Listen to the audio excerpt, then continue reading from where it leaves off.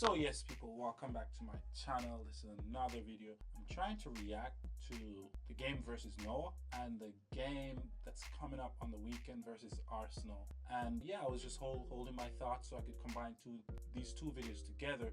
But within that time, I've been, scouring the internet, going through YouTube and all. And people are going crazy because Chelsea won 8-0 versus Noah. Like, let's just be honest, right? 8-0, we scored 6 goals in the first half and 2 goals in the second half. If we had scored 12 goals, then I would be convinced. I'll definitely be convinced. It's a poor performance. Most of those goals were mistakes from Noah. Like, they're not defensively sound. And yes, you can only beat what's in front of you. But we're on top of this league.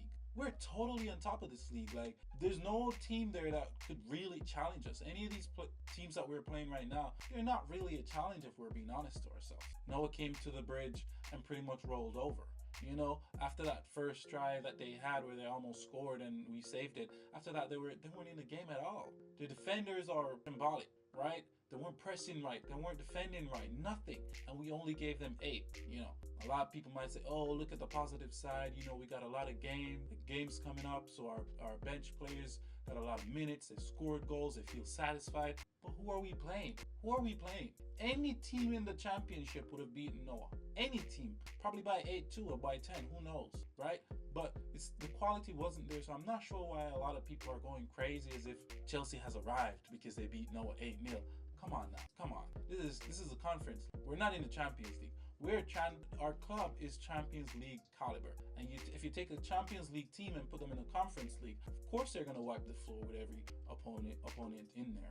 Right? Can you believe Noah came? Yeah, they were runner-up in their own Premier League, in the Armenian Premier League. They were runner-up, so they came second, and they just came to Chelsea and got wiped off the map. So I'm not really excited about all of that. The real test is on the weekend. Let's see what we do against Arsenal. They still have a few players out. All of our players are back and fit, right?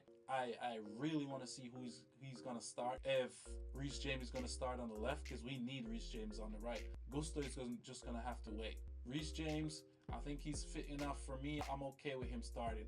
Or maybe, he's not the best defender, but going forward, he's a threat, right? Maybe after 75 minutes, 80 minutes, we put Gusto on to give us something different, more directness and all of that. But Reece James has to start, right? Fofana, I know he's going to start Fofana, so I'm not even going to argue with it. Colwell, he's going to start Colwell. And Cucurella needs to play on the left. I'm sorry. He needs to play on the left.